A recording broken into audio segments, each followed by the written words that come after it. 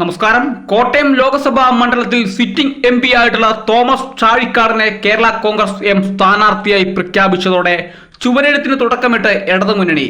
ജനകീയ പരിവേഷമുള്ള Chazhikadan MP fund ചെലവഴിക്കുന്നതിൽ ഒന്നാമതാണ്. Railway വികസനം, അടച്ചുപൂട്ടിയ regional passport office തുറന്നടക്കം നിരവധി പദ്ധതികൾ നടപ്പാക്കിയ ശ്രദ്ധേയനാണ്.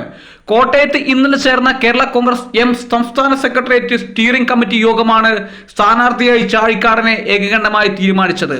അപ്പുറത്ത് ആര് മത്സരിക്കൂ എന്നത് ഞങ്ങൾക്ക് പ്രശ്നമല്ലെന്നും വൻ ഭൂരിപക്ഷത്തിൽ ചാഴിക്കാടൻ വിജയിക്കുമെന്ന് പാർട്ടി ചെയർമാൻ ജോസ് കെ മാണി പറഞ്ഞു. സ്ഥാനാർത്ഥി പ്രഖ്യാപനത്തിന് ശേഷം പാർട്ടി ഓഫീസിന് സമീപം 2 ചിഹ്നം വരച്ച് പ്രചരണത്തിന് തുടക്കമിട്ടു. അപ്രതീക്ഷിതമായ രാഷ്ട്രീയത്തിലെത്തി. വെള്ളിയാനൂരിൽ സിറിയാക് ഏലിയാമ്മ ദമ്പതികളുടെ മകനായി 1952 സെപ്റ്റംബർ 25 ജനിച്ചു. 1991 സഹോദരൻ ബാബു ചാഴിക്കാടൻ ഏറ്റുമാനൂരിലെ തെരഞ്ഞെടുപ്പ് പ്രചരണത്തിന്റെ മിന്നലേറ്റും മരിച്ചതോടെ നടന്ന ഉപതെരഞ്ഞെടുപ്പിലാണ് ആദ്യം MLA ആയി എത്തുന്നത്.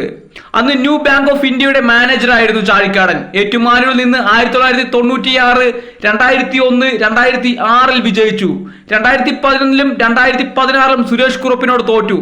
2019 കോട്ടയത്ത് ലോക്സഭയിലേക്ക് മത്സരിച്ചു. വൻ ഭൂരിപക്ഷത്തോടെ ജയിച്ചു.